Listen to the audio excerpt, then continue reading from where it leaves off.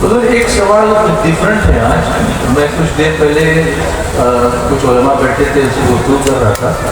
تو انہوں نے کہا کہ یہ چھوٹے بڑے بوڑھے جوان سب اس میں ملوث ہوتے جا رہے ہیں اور اس کو پوچھنا ضروری ہے. اس کی زیادہ تفصیل میرے پاس نہیں ہے، تو جب میں سوال کروں گا تو علماء کرام اگر اس کے تعلق سے کوئی زیادہ تفصیل ہے تو بتا سکتے ہیں. وہ ہے ایک ایپلیکیشن کے بارے میں جس کو کہتے ہیں ڈریم 11. ڈریم 11 اس میں یہ ہوتا ہے کہ جو گیمز ہوتے ہیں اس کی ٹیم بنتی ہے. کرکٹ ہے سمجھ لیجیے، تو جو لوگ ہوتے ہیں اپنی طرف سے ٹیم بناتے ہیں اور وہ ٹیم جب کھیلتی ہے تو جو نام جیسے میں نے کوئی ٹیم بنائی اور میں نے جو ٹیم بنائی بالکل وہ جو ٹیم ایکچولی کھیل رہی ہے اس سے میچ ہو رہی ہے، تو اس میں جو پلیئرز پرفارم کرتے ہیں اس کے مطابق اس نسبت سے ان کو پیسے ملتے ہیں. اور اس اسکیم میں شریک ہونے کے لیے کمپنی کی طرف سے ایک موٹی رقم آفر کی جاتی ہے، سمجھو 1 کروڑ کی رقم ہے، لیکن اس کی ممبرشپ کے لیے ہر فرد کو 500 روپیہ انویسٹ کرنا پڑتا ہے. ہر شخص 500 روپیہ انویسٹ کرتا ہے. جو یہاں سوال میں لکھا ہے وہ اتنا ہی ہے. تو اس طرح کی اسکیم میں شریک ہونا اور ایک طرح کا ایک گیمبل ہی ہے کہ وہ پلیئر پرفارم کرے گا یا نہیں کرے گا، جلدی آؤٹ ہو جائے گا یا کیا ہوگا. ہاں یہ سوال تو آیا، اس میں پوری بات نہیں لائی گئی ہے. اس میں یہ بھی ہوتا ہے جی کہ جس نے جو کھلاڑی مقرر کیے تھے وہ کھلاڑی کامیاب ہو گئے، جیت گئے، تو اس کو لمبی رقم انعام مل جاتی ہے. جی اور وہ ہار گئے تو اس کو اپنی ساری رقم گنوانی پڑ جاتی ہے. اچھا یہ ہوتا ہے. تو یہ جوا ہے، کھلا جوا ہے، قمار بازی جوا بازی ہے. اور جوا بازی قمار بازی شریعت میں حرام ہے. قرآن اس کو حرام قرار دیا، حرام اور رزق قرار دیا ناپاک. لہٰذا آدمی ایسا کام نہ کیا جائے اور اس سے بچا جائے. اس سے بچا جائے. اللہ نے سب کو بچنے کی توفیق عطا فرمائے. ایک صاحب پوچھتے ہیں کہ میری سمجھ میں بات نہیں آتی کہ سورہ فاتحہ کی بغیر تو نماز نہیں ہوتی، تو ہم لوگ تو جب امام کے پیچھے پڑھتے ہیں تو کچھ پڑھتے نہیں ہیں، تو پھر ہماری نماز کیسے ہو جاتی ہے؟ اچھا جی امام کی قرات آپ کے لیے بھی قرات ہو جاتی ہے. امام کی نے جو قرات کی وہ آپ کے لیے بھی قرات ہے. حضرت جابر بن عبداللہ رضی اللہ عنہ سے روایت ہے کہ رسول اللہ صلی اللہ علیہ وسلم نے ارشاد فرمایا من صلی خلف الامام فقرات الامام بالقراء، جس نے امام کے پیچھے نماز پڑھی تو امام کی قرات اس کے لیے بھی قرات. تو مقتدی کی نماز بغیر قرات کے نہیں ہوئی، قرات کے ساتھ ہوئی. یہ الگ بات ہے کہ اس نے امام کو نمائندہ بنا دیا تو اس کا پڑھنا اس کے لیے پڑھنا ہوگا. ایک واقعہ مجھے یاد آیا کہ خارجیوں کی ایک جماعت میں جو 70 افراد پر مشتمل تھے، امام اعظم کو گھیر لیا. وہ ہر نماز میں قرات کے قائل تھے، سورہ فاتحہ پڑھی جائے، قرات کی جائے. امام اعظم رحمۃ اللہ علیہ مقتدی کو امام کے پیچھے نماز پڑھنے سے منع کرتے تھے. انہوں نے گھیر لیا، آپ ہمیں مطمئن کریں ورنہ آپ کا کام ہم لوگ تمام کر دیں گے. وہ سب بولنے لگے، دھوکہ ہونے لگا، شور ہونے لگا. تو ہم اعظم نے فرمایا دیکھو تم لوگ 70 ہو، ہم اکیلے ہیں، تو ہم سب کی بات سمجھ سکتے ہیں، نہ سب کو محفوظ رکھ سکتے ہیں، سب کو جا سکتے ہیں. ایسا کرو کہ اپنا نمائندہ کرو، جس کی بات سب کی بات ہو، وہ جو کہے سب کی بات مان لیجیے اور ہم اس کو جواب دیں تو یہ ہمارا جواب ہوگا. انہوں نے کہا یہ بہت اچھی بات ہے. انہوں نے مقرر کرے کہ فلاں آدمی ہمارا نمائندہ رہے گا اور اس کی بات ہماری بھی بات ہوگی.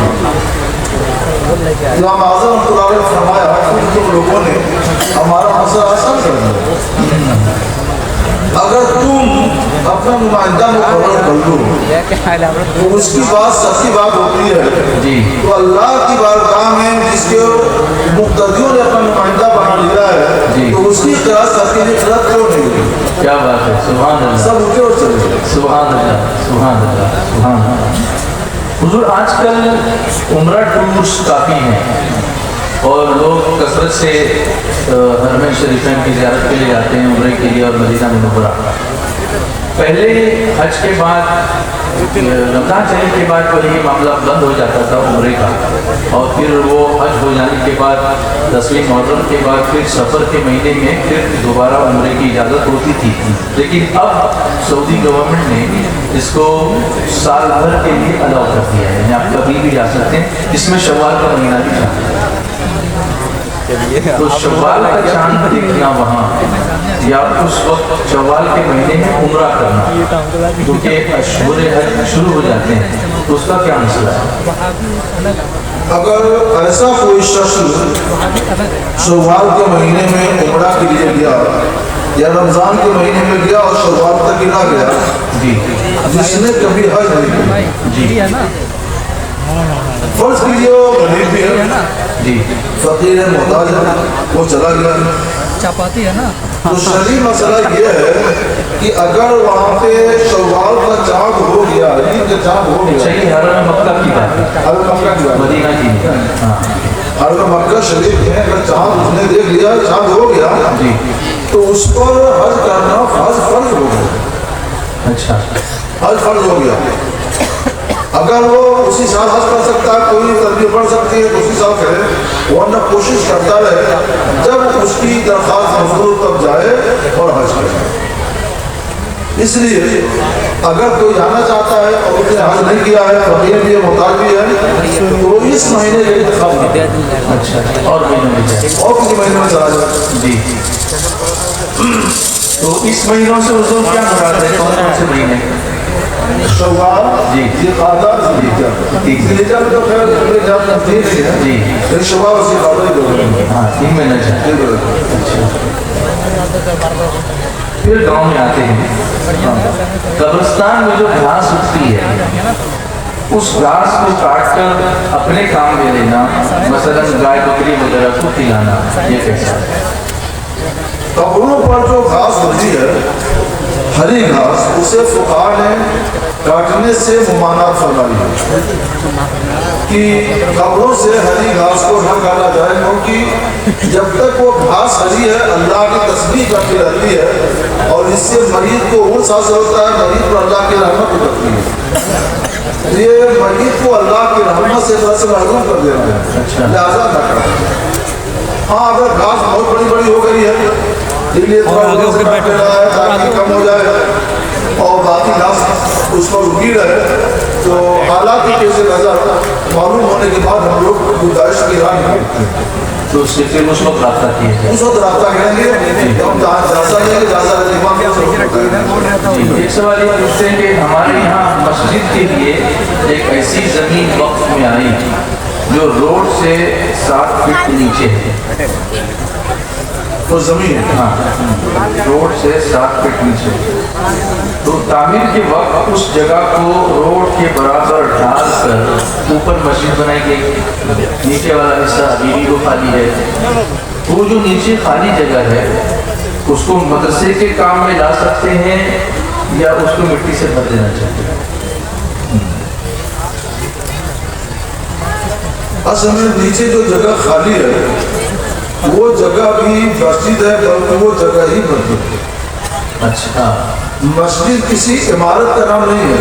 جی مسجد شریعت میں اس زمین کو کہتے ہیں، اس جگہ کو کہتے ہیں جو اللہ کی عبادت اور نماز کے لیے خاص کی گئی ہے. وہاں پر ایک عمارت بنا لی جاتی ہے تاکہ دھوپ سے، برسات سے، ٹھنڈک سے حفاظت رہے. وہ عمارت نہ بھی ہو تب بھی ہاں مسجد وہ عمارت نہ بھی ہو تو بھی وہ مسجد ہے. وہ جگہ. تو اس لیے جو زمین نیچے کی ہے اس کو تھوڑا بہت بھر کر کے صحیح کر لے اور وہاں بھی نماز پڑھیں. اچھا نیچے بھی نماز نیچے بھی نماز پڑھیں. تب تو وہ مسجد ہی ہوگی اوپر سے. وہ مسجد ہی ہے. اچھا اچھا لوگ کیا کرتے ہیں پہلے سب کچھ کر لیتے ہیں تب مسئلہ پوچھتے ہیں. ہمیں پہلے مسئلہ پوچھنا چاہیے تب کچھ کرنا چاہیے. جی جی جی. جیسے کسی صاحب نے پوچھا کہ اگر چاند پر جاؤں گا تو کس طرف رک کر کے نماز پڑھوں گا.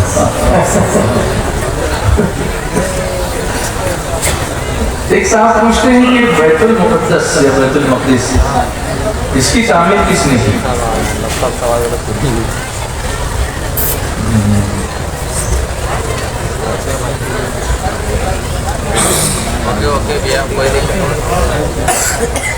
حضرت سیدنا سلیمان علیہ نبینا والسلام نے اس کی تعبیر فرمائی.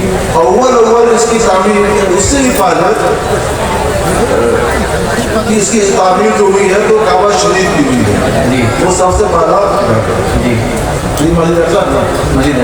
مسجد اقصیٰ کی تعبیر جو مجھے یاد آتا ہے وہ سب سے پہلے وہ حضرت سیدنا سلیمان علیہ نبینا والسلام نے کی اور کام مستری کی حیثیت سے جنہوں نے کی. جنات تھے. ان کی حکومت انس و جن سب پر تھی اور ان کی وفات بہت قریب آ چکا تھا تو وہ جنوں سے رات دن کام ہوتے تاکہ جلد یہ کام مکمل ہو جائے.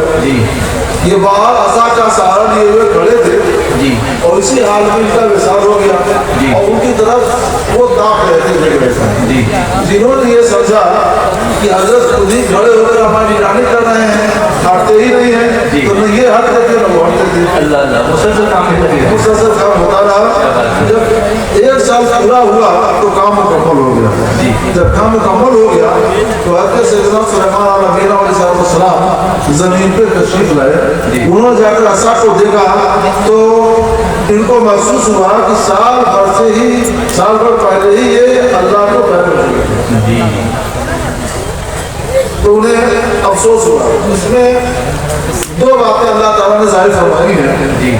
ایک یہ ہے کہ جنوں سے بھی مسجد کی تعمیر کام کیا جا سکتا ہے. اچھا, آج کوئی لے سکتا ہے کیا؟ ہاں لے سکتا ہے. کوئی بات نہیں, جو لوگ اس کو اپنے تابع کر سکتے ہیں وہ لے سکتے ہیں, کر سکتے ہیں. دوسری یہ کہ اس وقت لوگوں کا ایک گمان یہ تھا کہ جنوں کو غیب کا علم ہوتا ہے اور آج بھی لوگوں کو یہ گمان ہوتا ہے کہ جنوں کو غیب کا علم ہوتا ہے. یہ ظاہر کرنا تھا جنوں کو غیب کا علم نہیں ہوتا. اگر علم ہوتا غیب کا تو سال بھر تک دن رات کام نہیں لگے ہوتے. کیا بات ہے, واہ واہ واہ. اس کی آپ لوگ اس واقعے پیش نظر اپنی صلاح کریں. لوگ کاہنوں کے پاس چلے جاتے ہیں کہ جن آتا ہے بتاتا ہے. ارے جن کو بھوت کو کچھ بھی معلوم ہے تو اس کے پاس کوئی غیر بات نہیں. وہ جھوٹی باتیں بولتا ہے, جھوٹی باتیں کرتا ہے. اور اس سے بھی معلوم ہوا کہ مسجد تعمیر کرنا یہ حضرات انبیاء علیہ السلام کی سنت ہے. سبحان اللہ. اور اس کے لیے وہ خود نگرانی کر رہے تھے. تو ہماری نگاہ میں حضرت سلیمان علیہ السلام نے کچھ کتابیں. سبحان اللہ. انتقال کے بعد میت کو کسی ضرورت کے پیش نظر فریج میں رکھنا کیسا ہے؟ فریج میں رکھنا فریج میں نہیں رکھنا چاہیے. فریج کا فریزر آتا ہے جو بہت ہی ٹھنڈا ہوتا ہے. علماء فرماتے ہیں کہ جس چیز سے زندہ کو ایذا ہوتی ہے, تکلیف پہنچتی ہے, اس سے میت کو بھی ایذا ہوتی ہے اور تکلیف پہنچتی ہے. اگر کسی زندہ کو فریزر میں رکھ دیا جائے آدھا گھنٹہ کے لیے تو برداشت نہیں کر سکتا. پھر میت کیوں رکھا جاتا ہے؟ اور وہ بھی ہفتے تک رکھتے ہیں, 1 مہینہ تک رکھ دیتے ہیں. یہ ناجائز ہے, گناہ ہے. فریزر کے استعمال اس لیے حضرت نہیں ہونا چاہتے. اگر اصل شریعت نے جو مسئلہ ہے جو بیان کیا ہے, جو ہدایات کی ہیں, تو اس کے لیے نہ فریج کی ضرورت ہے نہ فریزر کی. حکم یہ ہے کہ جہاں بھی جس کا انتقال ہو اس کو وہیں کے قبرستان میں دفن کر دیا جائے اور جلد سے جلد دفن کر دیا جائے. کبھی کبھی ایسا ہوتا ہے حضرت کے ایک گاؤں سے دوسرے گاؤں لے جاتے ہیں اور اس میں سفر کے جو سارے لوازمات ہیں ان کو پورا کرنے میں دیر ہوتی ہے, جس سے یہ اندیشہ ہوتا ہے کہ جسم جو ہے وہ پھٹنے نہ لگے. تو اس وجہ سے ہمارا اپنا معاملہ ہوا. جی ہم نے خود ایسا کیا, اس لیے مریض کو تکلیف تو نہیں پہنچا سکتے ہیں. وہ طریقہ اختیار کیجیے کہ جس سے مریض کو ایذا بھی نہ ہو اور مریض کا جسم محفوظ بھی ہو.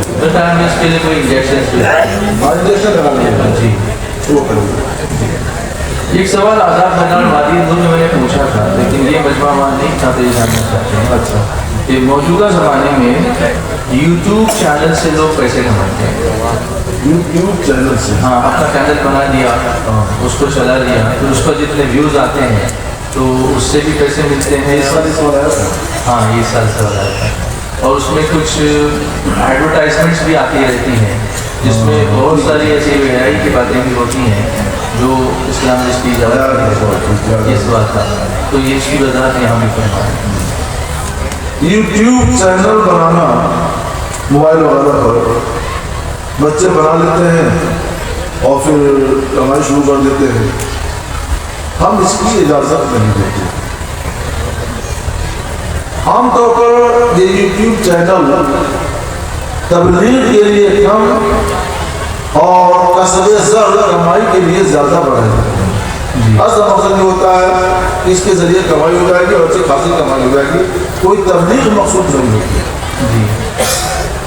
قرآن پاک کی تلاوت ہو رہی ہے, نعت خوانی ہو رہی ہے, سوال و جواب کی بحث چل رہی ہے, فقہی مسائل بیان ہو رہے ہیں, کسی حدیث کی تقریر چل رہی ہے, اور تشریف رکھیں, آپ لوگ تشریف رکھیں. جی میں جانتا ہوں کہ شاید زمین صاحب آ رہے ہوں گے لیکن وہ آ جائیں گے اسٹیج پر. آپ تشریف رکھیں, کوئی بھی نہیں اٹھے, پلیز بیٹھ جائیں. مطلب یہی ہے کہ یہاں علمی مسائل کی گفتگو ہو رہی ہے, اس وقت کسی کے لیے نعرہ لگانا مناسب نہیں. یہاں دھیان دیجیے. تو پاک کی تلاوت ہو رہی ہے, خوانی ہو رہی ہے, اور اسی درمیان کوئی لڑکی بڑھانا آ کر ناچنے لگتی ہے یا کچھ غیر مناسب باتیں کرنے لگتی ہے, لگتی ہے, تو آپ اس کے لیے یوٹیوب کے لیے لوگوں کا مجمع فراہم کر دیتے ہیں. جی الصلاۃ والسلام علیہ